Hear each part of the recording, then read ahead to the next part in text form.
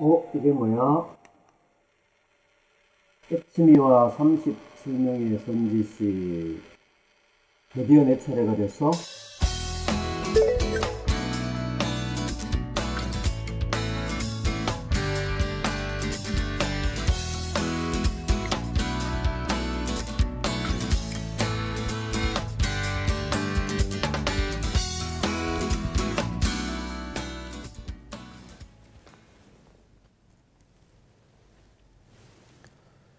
반갑습니다. 실상신민당 호당정사입니다.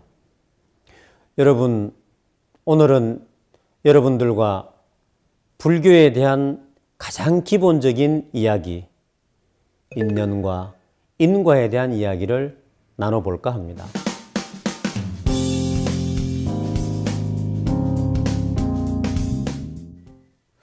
불교란 어떤 종교일까요? 불교라고 하는 것은 부처님의 가르침, 부처님을 믿는 종교가 아니라 부처님의 가르침을 공부하는 종교. 흔히들 불교는 그래서 우주법계의 이치를 깨닫는 종교라고 합니다. 그래서 우리 불교는 절대자에게 의뢰를 하거나 절대자에게 빌거나 절하는 종교가 아니라 자기 자성을 찾아가는 종교, 자기 불성을 깨달아가는 종교라고 합니다. 그렇다면 과연 부처란 어떤 존재를 말할까요? 부처라고 하는 것은 세상의 이치를 깨달은 존재. 그러면 과연 세상의 이치는 무엇을 이야기할까요? 세상의 모든 존재는 혼자서 살아갈 수가 없습니다. 분명히 어떤 것과 어떤 것이 만나서 이루어지는 것이죠. 그래서 이 어떤 것의 근본을 우리는 인이라 하고 그 어떤 것의 환경을 연이라고 합니다. 그래서 인연이라 그러죠. 내가 중심이 되어서 인연을 말할 때 내가 인이요 상대자가 연이 되는 것입니다. 씨앗을 뿌리면 그 씨앗이 그저 삭이 나는 것이 아니라 따뜻한 온도와 적당한 수분이 만들어질 때 그 씨앗이 삭이 나게 되어 있습니다. 그래서 그 씨앗과 그 환경의 조건들이 잘 어우러지는 것이 바로 인연의 이치입니다. 내가 이 세상에 태어난 것도 나 혼자만의 뜻이 아니라 내 육신이 존재할 수 있는 어떤 연이 필요한 것이죠. 그 연이 바로 부모님입니다. 부모님이 어떤 부모님을 만나느냐에 따라서 내 모습도 달라지고 또한 내가 자라면서 환경에 의한 성격도 달라지게 되어 있습니다. 그래서 이 좋은 인자를 가지려고 노력을 하고 또 이 좋은 연을 가지려고 노력을 할 때 우리는 인생을 잘 살아갈 수가 있습니다.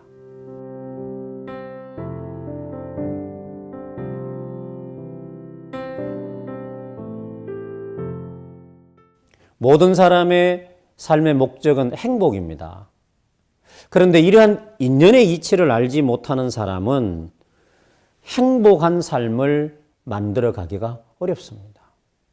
아무리 많은 재물을 가지고 아무리 큰 명예를 가졌다 하더라도 이 이치를 알지 못하는 사람은 불평과 불만, 미움과 원망 속에 살아갈 수밖에 없습니다.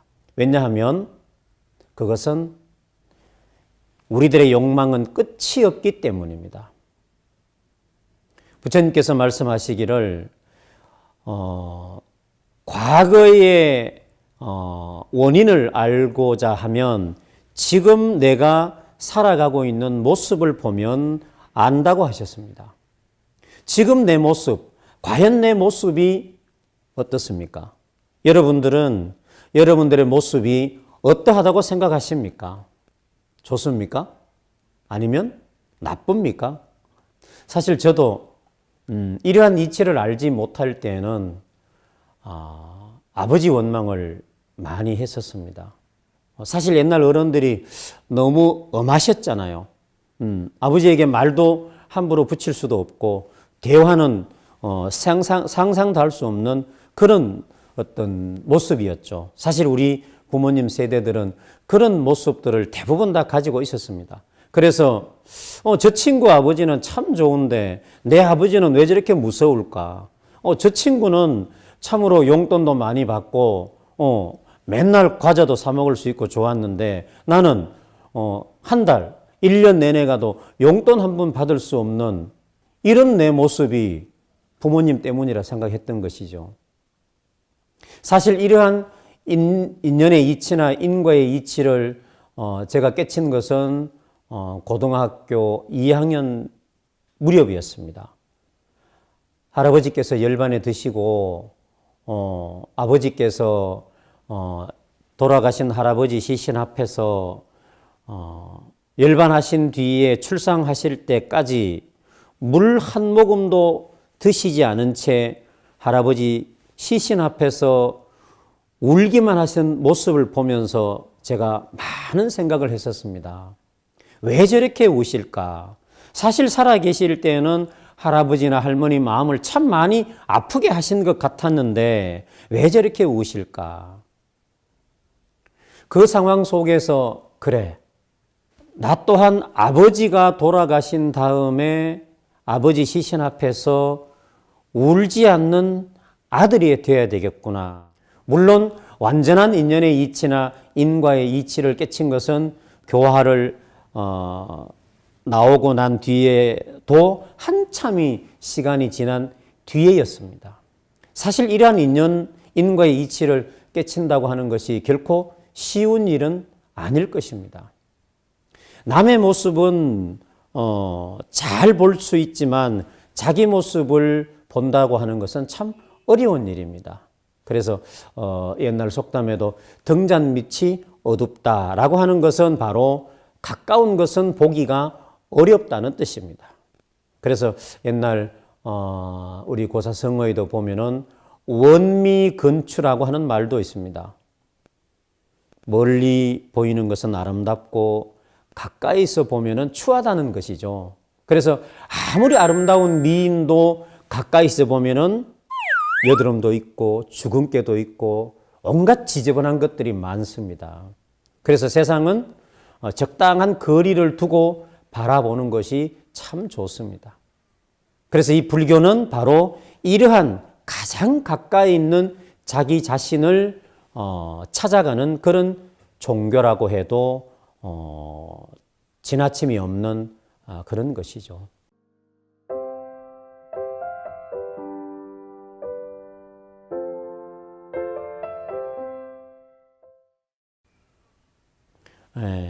우리 진각종 회양 참회문에 보면 상대자의 저 허물은 내 허물의 그림자라라고 하는 구절이 있습니다. 상대방이 바깥 현상이 하는 그런 모습들이 바로 부처님의 설법이라는 것입니다.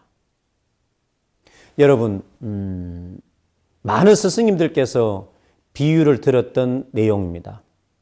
개종 좋으신 회당대종사께서 어느 스승님께 찾아가셨는데 그 스승님께서 공양을 해드리기 위해서 좋은 영화를 보여드리기 위해서 영화관에 들어갔는데 마침 그 영화가 폭력물이었습니다.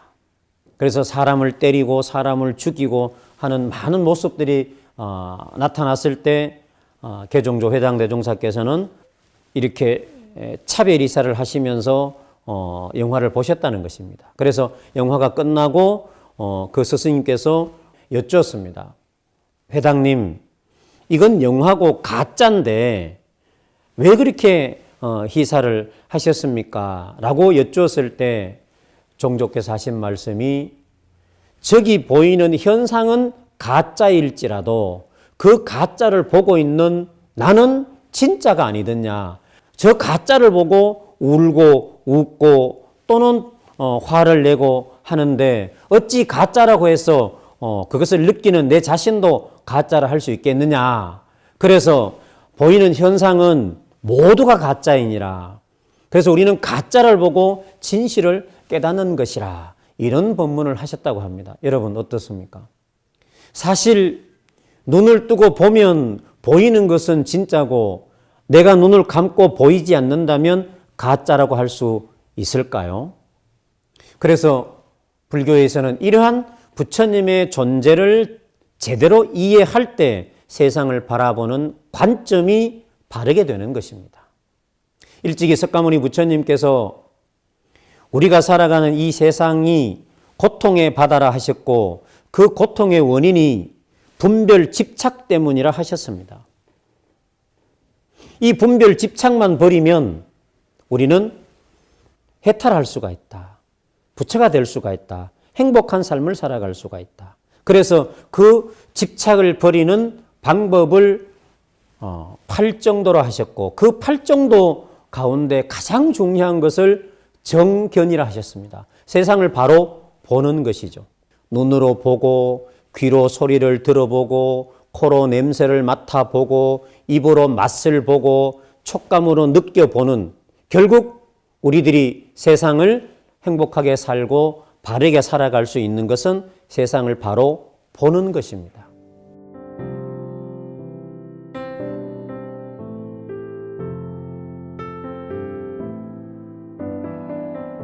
그런데 눈만 바로 뜬다고 세상을 바로 볼 수가 있을까요?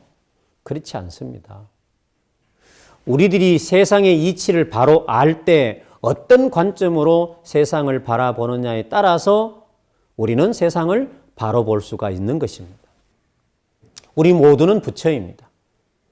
또한 우리 모두는 중생입니다. 중생과 부처는 둘이 아니라 했습니다. 손바닥과 손등처럼. 중생의 마음으로 살면 우리들은 중생이요. 부처의 마음으로 살면 우리는 부처입니다. 중생의 말을 하면 우리는 중생의 모습으로 업을 짓는 것이고 부처의 마음으로 부처의 말을 하면 우리는 밀이 되는 것입니다. 부처님의 말이 되는 것이죠. 똑같은 말이라 하더라도 어떤 마음으로 하느냐에 따라서 받아들이는 소리의 느낌은 완전히 다른 것입니다. 마찬가지입니다. 그것은 자기 욕심, 자기 감정대로 하는 것은 바로 중생이요. 진정으로 세상의 모든 존재를 부처로 보면서 상대방도 이롭고 나도 이로운 행동을 할 때 그것은 바로 부처님의 행위가 되는 것입니다. 부처님의 생각과 부처님의 말과 부처님의 행동을 할 때 우리는 바로 본래 부처인 자리로 돌아가서 부처로서 살 수 있는 것입니다. 모든 사람들이 이렇게 살아갈 때 우리가 살아가는 세상은 사바세계가 아니라 화엄세계, 극락정토가 되는 것입니다.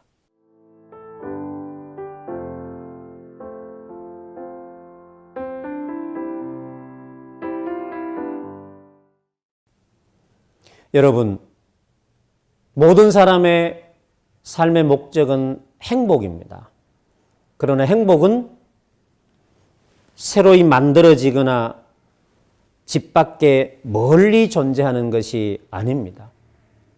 행복은 우리들이 살아가는 이 우주법계 속에 본래 존재하는 모습입니다. 우리가 살아가는 이 삶 자체가 행복인데 우리들의 욕망이, 우리들의 욕심이 끝이 없기에 우리들은 행복한 줄을 모르는 것입니다. 인연과 인과의 이치를 제대로 깨치면 내가 지금 살아가고 있는 내 모습, 내 주변의 모든 환경이나 인연들이 남의 것이 아니요. 바로 내가 지어서 내가 받는 내 것이라고 생각할 수가 있습니다.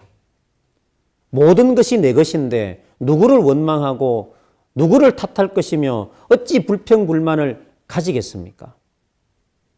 아버지를 만난 것도 어머니를 만난 것도 나의 복이요.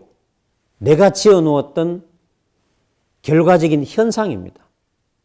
지금 아내와 남편, 신우와 올케, 형님과 동생 이 모든 인연들 또한 자기가 지어 놓았던 자기의 것입니다. 그래서 부처님께서도 세상의 모든 것들은 자업자득이라 하셨습니다. 자기가 지어서 자기가 받는다는 것이지요. 인연을 알고 인과를 안다고 하는 것은 바로 이러한 삶의 현상을 제대로 알고 제대로 받아들여야 하기 때문입니다. 행복은 자기 인연을 바로 알고 자기 인과를 바로 알 때 그래도 내 삶은 행복하다라고 하는 것을 알 수가 있을 것입니다. 여러분, 진각교전에 보면 내 마음이 어두우면 내 마음이 귀신되고 내 마음이 밝게 되면 내 마음이 정신된다라는 구절이 있습니다. 마음이 밝다는 것은 무엇을 의미할까요? 바로 자기의 인연을 알고 자기의 인과를 바로 아는 것이 마음이 밝은 것입니다. 또한 마음이 어두운 것은 어떤 것일까요? 세상의 모든 것들에 대한 일들을 자기 인연으로 받아들이지 못하고 자기 인과로 받아들이지 못하는 것이 바로 마음이 어두운 것입니다. 불교는 자기 자신을 깨쳐가는 종교입니다. 그래서 일찍이 많은 선각자들께서 말씀하시기를 불교는 자기 창조의 종교이다. 자기 변화의 종교이다. 이런 말씀들도 합니다. 우리들이 자기 자신에 대한 이해를 바르게 하지 못할 때 세상이 불평불만이 가득할 수밖에 없고 부정적인 마음으로 살아갈 수밖에 없습니다. 부처님의 말씀에 인연과 인과의 이치를 무시하고는 그 어떤 것도 말할 수가 없습니다. 우리 모두가 진정한 불자라면 이제 이러한 인연의 이치, 인과의 이치를 바로 깨달아야 합니다.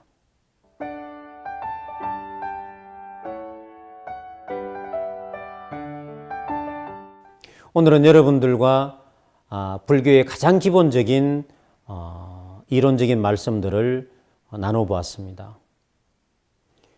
기본을 바로 세우지 못하면 그 어떤 것도 얻어낼 수가 없습니다. 끝으로 제가 비유를 하나 들어보겠습니다. 옛날 어떤 사람이 길을 가다가 삼층 누각이 하도 아름다워서 목수를 불러서 삼층 누각을 지어달라고 하였습니다. 그래서 목수가 삼층 누각을 짓기 위해서 기초 공사를 하고 1층을 짓고 2층을 지으니 그 사람 말이 1, 2층은 필요 없으니 3층만 지어달라 했습니다. 가능한 일일까요? 삼척 동자도 아는 것이지만 사실 우리들의 삶 속에 가만히 들여다보면 근본을 무시하고 결과만 바라는 그러한 어리석은 마음들이 많이 있습니다. 모든 일들을 이치대로 근본을 바로 알아서 생각하고 말하고 행동할 때 우리는 진정한 행복한 삶을 살아갈 수가 있습니다.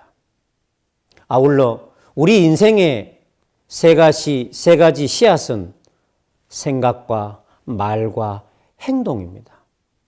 좋은 생각, 좋은 말, 좋은 행동이 좋은 삶의 모습을 만들어내고 나쁜 생각, 나쁜 말, 나쁜 행동이 좋지 못한 삶을 만들어내는 것은 당연한 일입니다.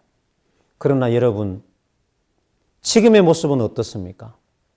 우리 모두가 고민해 봐야 될 문제인 것 같습니다. 부디 올바른 이해와 올바른 수행으로 복된 삶을 만들어 가시기 바랍니다. 모두가 복된 한 해가 되었으면 합니다. 고맙습니다. 이게 뭐야? 오, 잘생겼네. 여러분, 선지식 7호로 만나 뵙게 되어서 반가웠습니다. 깨치미와 37명의 선지식 시즌을 마감하게 되었습니다. 그동안 함께 해주신 여러 스승님들께 감사한 말씀을 드립니다. 여러 가지 부족한 점이 많은 프로였지만 많은 사람들의 성원 속에 시즌을 마감하게 되어서 다시 한번 감사한 말씀 드립니다. 다음에는 더 좋은 모습으로 찾아뵙겠습니다. 고맙습니다.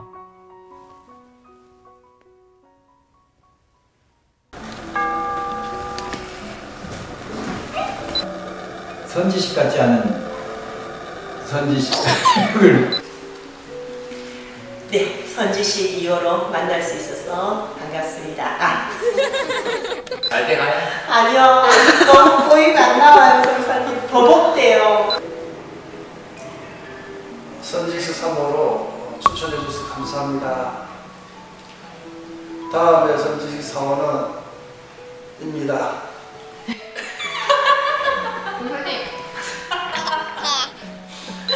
그래도 30명이면 듣다 보면 보사 다 되겠다. 항상 참여하는 생각이 되는 거죠. 뭐 박물관 전수 떼고 보살 떼고 덤벼볼래? 그러는 거예요. 엄마?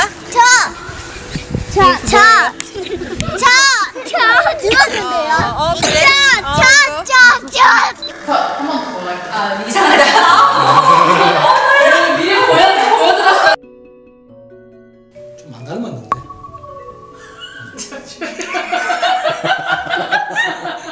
그렇지. 근데 이제 기초되는 걸 하면서 우리 그냥 불교의 기초